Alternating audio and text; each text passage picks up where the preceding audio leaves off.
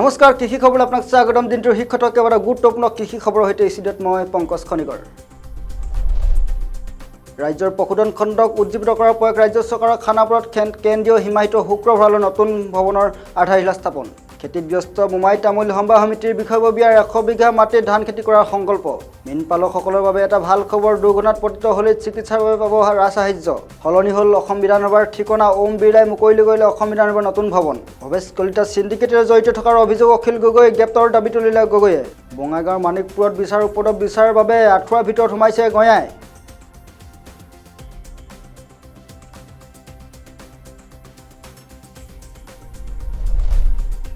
পশুধন খণ্ডক নকৈ উজ্জীৱিত কৰাৰ লক্ষ্যৰে ৰাজ্যৰ পশুপালন বিভাগে গ্ৰহণ কৰি আহিছে বিভিন্ন পদক্ষেপ ইয়াৰ অংশ হিচাপে দেওবাৰে খানাপাৰাত কেন্দ্ৰীয় হিমায়িত শুক্ৰ ভঁৰালৰ সম্প্ৰসাৰণৰ বাবে এটা নতুন ভৱনৰ আধাৰশিলা স্থাপন কৰে বিভাগীয় মন্ত্ৰী অতুল বৰাই লগতে অসম পশুধন উন্নয়ন অভিকৰণে সংগ্ৰহ কৰা ৰাজহ পুঁজিৰে নতুনকৈ নিৰ্মাণ সম্পূৰ্ণ কৰা বিষয়াসকলৰ অতিথিশালাটো দেওবাৰে আনুষ্ঠানিকভাৱে মুকলি কৰে অতুল বৰাই কেন্দ্ৰীয় হিমায়িত শুক্ৰ ভঁৰাল ভৱনটো উদ্বোধন কৰি মন্ত্ৰী বৰাই কয় যে আত্মনিৰ্ভৰ অসম নিৰ্মাণৰ যাত্ৰাৰ ৰাজ্যৰ পশুধন খণ্ডক আমি এক বিশেষ অংগ হিচাপে গঢ় দিবলৈ সক্ষম হ'ম আৰু আমি বিশ্বাসী আধাৰশিলা স্থাপন তথা উদ্বোধনী অনুষ্ঠানটোত পশুপালন আৰু পশু চিকিৎসা বিভাগৰ প্ৰধান সচিব মনীষ ঠাকুৰ অসম পশুধন উন্নয়ন অভিকৰণৰ মুখ্য কাৰ্যবাহী বিষয়া ডাক্তৰ মনদীপ দাস খানাপাৰাৰ পশু চিকিৎসা বিজ্ঞান মহাবিদ্যালয়ৰ ডিন ডক্টৰ বিবেকানন্দ শইকীয়া প্ৰমুখ্যে পশুপালন আৰু পশু চিকিৎসা বিভাগৰ তথা অসম চৰকাৰৰ বিষয়ববীয়াসকল উপস্থিত থাকে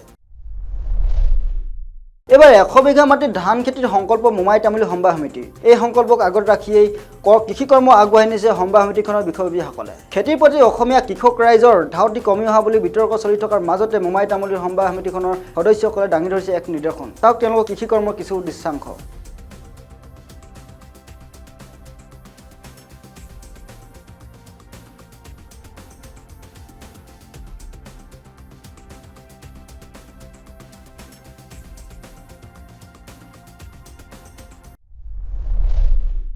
ৰাজ্যৰ মীনপালকসকলৰ বাবে এটা ভাল খবৰ কেন্দ্ৰ চৰকাৰৰ অভিলাষী আঁচনি প্ৰধানমন্ত্ৰী মৎস্য যোজনাৰ অধীনত ভাৰত চৰকাৰে ৰাজ্য চৰকাৰৰ মীন বিভাগৰ সহযোগত গ্ৰহণ কৰিছে বিশেষ পদক্ষেপ মীনপালক মাছ ধৰা মাছৰ বেপাৰ কৰা বা মাছৰ ব্যৱসায়ৰ লগত জড়িত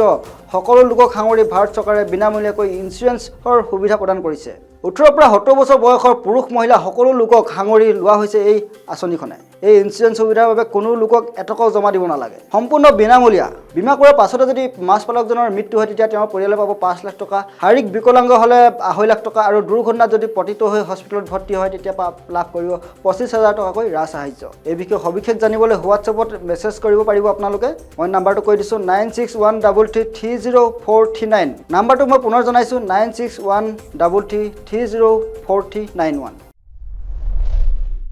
সলনি হ'ল অসম বিধানসভাৰ নতুন ঠিকনা ইতিহাস হ'ল 50 বছৰীয়া গৌৰৱোজ্জ্বল ইতিহাসৰ স্বাক্ষৰ বহন কৰা অসম বিধানসভাৰ পুৰণি ভৱন দেওবাৰে মুখ্যমন্ত্ৰী ডক্টৰ হিমন্ত বিশ্ব শৰ্মা আৰু কেন্দ্ৰীয় মন্ত্ৰী সৰ্বানন্দ সোণোৱালৰ উপস্থিতিত লোকসভাৰ অধ্যক্ষ ওম বিৰলাই আনুষ্ঠানিকভাৱে মুকলি কৰে বিধানসভাৰ নতুন ভৱনটো উল্লেখ হৈছে বিধানসভাৰ নতুন ভৱনটো সজাই তোলা হৈছে বৃন্দাবনী বস্ত্ৰৰ আৰ্হিত 183খন আসনযুক্ত এই নতুন বিধানসভাৰ ভৱনটো ভৱিষ্যতে বিধানসভাৰ আসন বৃদ্ধিৰ প্ৰতি লক্ষ্য ৰাখি নতুন বিধানসভা ভৱনটোৰ আসন বৃদ্ধি কৰা হৈছে বুলি জানিব পৰা গৈছে 351 কোটি টকা ব্যয় সাপেক্ষে নিৰ্মাণ সম্পূৰ্ণ কৰা অসম বিধানসভাৰ এই নতুন ভৱনটো সম্পূৰ্ণ কাম-কাজ ডিজিটেল ব্যৱস্থাৰে হ'ব বুলি জানিবলৈ দিছে ইজনৰ পিছত সিজনকৈ বিজেপি নেতা পালি নেতাৰ নাম সাঙুৰ খাইছে ভিন্ন কেলেংকাৰী আৰু দুৰ্নীতি আদৰ্শৱান দল বুলি পৰিচিত বিজেপিত যেন এতিয়া দুৰ্নীতি কেলেংকাৰীত জড়িতসকলৰ অঘোষিত প্ৰতিযোগিতা চলিছে আৰু শেহতীয়াকৈ চুপাৰী চিণ্ডিকেটত নাম জড়িত হৈ পৰিছে খুদ বিজেপিৰ ৰাজ্যিক সভাপতি ভৱেশ কলিতাৰ ব্যক্তিগত সহায়ক বুলি পৰিচিত জিতু দাসৰ নাম ইয়াৰ লগে লগে গেৰুৱা শিবিৰৰ ওপৰত সৰব হৈ পৰিছে বিৰোধী বিধায়ক অখিল গগৈয়ে কয় যে বিজেপি সদৰ কাৰ্যালয়ৰ পৰা এতিয়া সিন্ডিকেটৰ পৰিচালনা কৰি থকা হৈছে বিজেপিৰ ৰাজ্যিক সভাপতিয়ে সিন্ডিকেটৰ আঁত ধৰিছে বুলি উল্লেখ কৰি ভৱেশ কলিতাক গ্ৰেপ্তাৰৰ দাবী জনায় অখিল গগৈয়ে আৰু তেওঁ প্ৰশ্ন তোলে যে এতিয়ালৈকে কিয় গ্ৰেপ্তাৰ কৰা নাই ভৱেশ কলিতাক বঙাইগাঁৱৰ মানিকপুৰত বিচাৰ উপদ্ৰৱত টোপনি হৰিছে সাধাৰণ ৰাইজৰ থাকিবলৈ বহিবলৈ ঠাই নাইকিয়া হৈছে অঞ্চলটোত বিচাৰ উপদ্ৰৱত দমকল বিচনা খেতিপথাৰ সকলোতে কেৱল এতিয়া বিচা আৰু বিচা মূৰে কপালে হাত দিছে কৃষকসকলেও তেওঁলোকে ধান খাই নষ্ট কৰিছে বিচাৰ বাবে আঁঠুৱাৰ ভিতৰত সোমাবলগীয়া হৈছে মানুহ জিলা কৃষি বিভাগক এই বিষয়ে কৃষকসকলে জনাইছে যদিও এতিয়ালৈকে কোনো ব্যৱস্থা গ্ৰহণ নকৰাৰ অভিযোগ তুলিছে কৃষকসকলে পুনৰ জনাইছোঁ বঙাইগাঁৱৰ মানিকপুৰত বিচাৰ উপদ্ৰৱত টোপনি হৈছে এতিয়া সৰ্বসাধাৰণ ৰাইজৰ থাকিবলৈ বহিবলৈ ঠাই নোহোৱা হৈছে অঞ্চলটোৰ